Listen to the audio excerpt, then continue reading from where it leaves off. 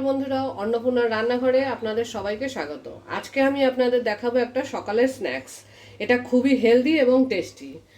এই জন্য আমি নিয়ে নিয়েছি 1 কাপ সুজি, আর নিয়ে নিচ্ছি 1 কাপ চিড়ে। চিড়ে আপনারা সবাই জানেন, আমরা চিড়ে খেয়ে থাকি বাড়িতে। কখনো খুব পাতলা হয় বা কখনো খুব মোটা। আমি একটু মোটা চিড়েটা নিয়েছি যাতে ভালো করে মাখা যায়। 1 কাপ চিড়ে। সবার আগে আমি চিড়েটাকে একটু ভিজিয়ে রাখবো জল দিয়ে। মিনিট 5-6 চিড়েটাকে ভিজতে দিতে হবে। এই সুজিতে আমি দিয়ে দেব সেম কাপের 1 কাপ দই। সেম কাপের 1 কাপ দই। দই দিয়ে এটাকে আমি খুব ভালো করে মিশিয়ে 10 মিনিট রেখে দেব, যাতে সুজিটা ভালো করে মিশে যায় এবং নরম হয়ে যায়। এতে কিন্তু আর কিছু দেব না। এখন আমি শুধু দই দিয়ে মিশিয়ে এটাকে 10 মিনিট রেখে দেবো এইভাবে। এখন দইটা আমি সুজির সাথে খুব ভালো করে মেখে দিয়েছি। এবার এটা আমি 10 মিনিটের জন্য রেখে দেব। এছাড়া আমার এই স্ন্যাক্সটা বানাতে লাগবে 1 চামচ মতো তেল। আপনারা যে কোনো তেল নিতে পারেন। নুন, গোলমরিচের গুঁড়ো বা কালো মরিচের গুঁড়ো, সামান্য একটু ফোড়নের জন্য 2-4টে সর্ষে, আর আপনারা যদি একটু ঝাল খেতে চান তাহলে চিলি ফ্লেক্স। আমি একটু চিলি ফ্লেক্স ব্যবহার করব, এটা অপশনাল, আপনারা দিতেও পারেন নাও দিতে পারেন। আর লাগবে কারি পাতা। চিড়েটা দেখুন 5 মিনিট পরে একটু নরম হয়ে গেছে। এবার আমি এই জলটা ফেলে শুধু চিড়েটা 10 মিনিট রেখে দেবো। চিড়ের জলটা আমি ফেলে দিয়েছি। এবার চিড়েটাও আমি 10 মিনিট ভেজার জন্য রেখে দেবো। দেখুন 10 মিনিট হয়ে গেছে। আমি দই আর সুজিটাকে ভিজিয়ে রেখেছিলাম। চিড়েটাও আমার বেশ ঝরঝরে হয়ে গেছে, জল শুকিয়ে পুরো জল টেনে নিয়েছে। এবার আমি এই মেখে রাখা দই আর সুজিটা চিড়ের সাথে মিশিয়ে দেব। এবার এতে স্বাদ মতো নুন দিয়ে দেব, সামান্য গোলমরিচের গুঁড়ো।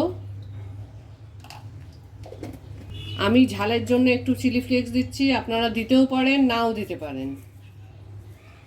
খুব বেশি নয়, দিলে অল্পই দিতে হবে। আর দিতে হবে একটু বেকিং সোডা, চিমটি মতো বেকিং সোডা। আপনারা দেখেছেন 1 চিমটি বেকিং সোডা, বা আপনারা যদি চামচে বা স্পুনে মেপে দেন তাহলে 1/4 টিস্পুন দিতে হবে। এবার এটাকে খুব ভালো করে মেখে নিতে হবে। সব জিনিসটা আমি খুব ভালো করে মেখে একটা ডো বানিয়ে নেব।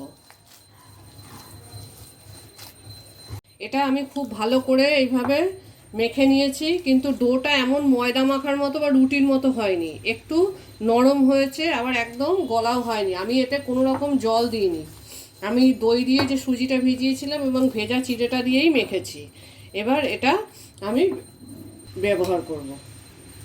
দেখুন, আমরা যে ইডলি বানাই সেরকম একটা স্টেনার নিয়ে নিয়েছি। এটা প্লাস্টিক, স্টিলের, যা কিছু হতে পারে। আপনারা অন্য যে কোনো রকমের স্টেনারও নিতে পারেন। এর মধ্যে আমি ব্রাশ দিয়ে একটু সামান্য তেল লাগিয়ে নিচ্ছি।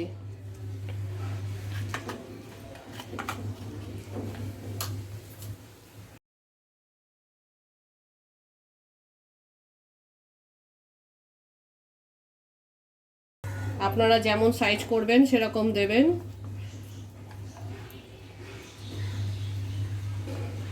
এইভাবে আমি দিয়ে নিয়েছি আমার মিক্সটা।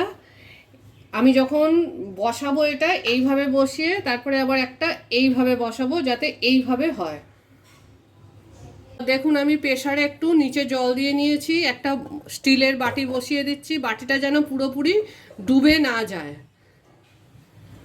তারপরে আমি এইটা এইভাবে বসিয়ে দেব। দেখতে হবে বাটিটা মাঝখানে আছে, এটা এইভাবে বসিয়ে দেব এবং আগে যেরকমভাবে দেখালাম ওইভাবেই বসাবো, যাতে একটার ওপরে আর একটা না আসে। উইদাউট সিটিটা আমি দেব না, দিয়ে প্রেসারটা আমি বন্ধ করে দেব। 10 মিনিট আমি এটা হতে দেব মিডিয়াম আছে। দেখুন 10 মিনিট হয়ে গেছে। আমি যেহেতু সিটি লাগাইনি, হাওয়াটা কিন্তু বেরোচ্ছে, তার মানে জলটা ফুটে ওটা হয়েছে। এবার আমি গ্যাসটা নিভিয়ে দিলাম। নিভিয়ে দিয়ে একটু সময় নিয়ে তারপরে আমি প্রেসারটা খুলবো।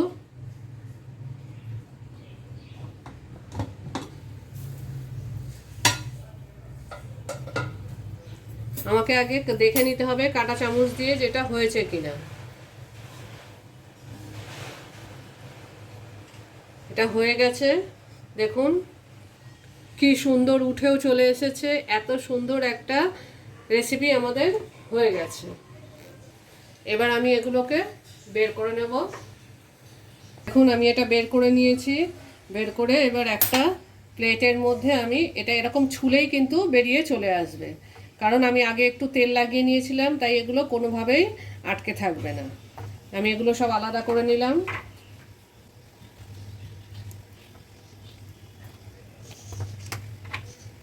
এবার আমরা একটা প্যান গরম করে তাতে 1 টেবিল স্পুন মতো সাদা তেল দিয়ে দিলাম।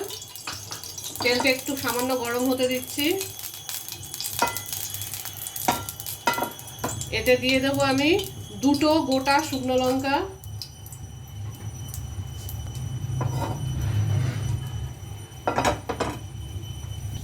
একটু সামান্য সর্ষে, কালো সর্ষে, আর দিয়ে দেব কিছু কারি পাতা।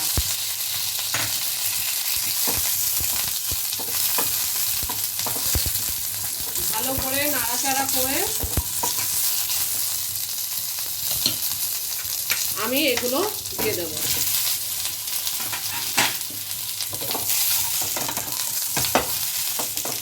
কিচ্ছু করতে হবে না, শুধু একটু নাড়াচাড়া করে নিতে হবে।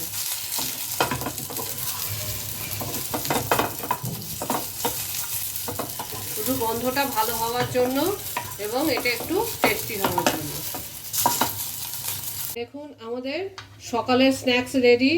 স্ন্যাক্সটা দেখুন কত সুন্দর ফ্লাফি হয়েছে এবং নরম হয়েছে। এটা আপনারা সস, মেয়োনিজ বা যে কোনো ধনেপাতা চাটনির সাথে সার্ভ করতে পারেন। এই হেলদি আর টেস্টি মশালা ইডলির রেসিপিটা যদি ভালো লেগে থাকে তাহলে ভিডিওটাকে চটপট একটা লাইক করে দিন, ভিডিওটাকে অনেক অনেক শেয়ার করুন, আমাদের চ্যানেলটাকে প্লিজ সাবস্ক্রাইব করে নিন আর কমেন্ট করে জানান আপনাদের কেমন লাগলো। Thank you for watching.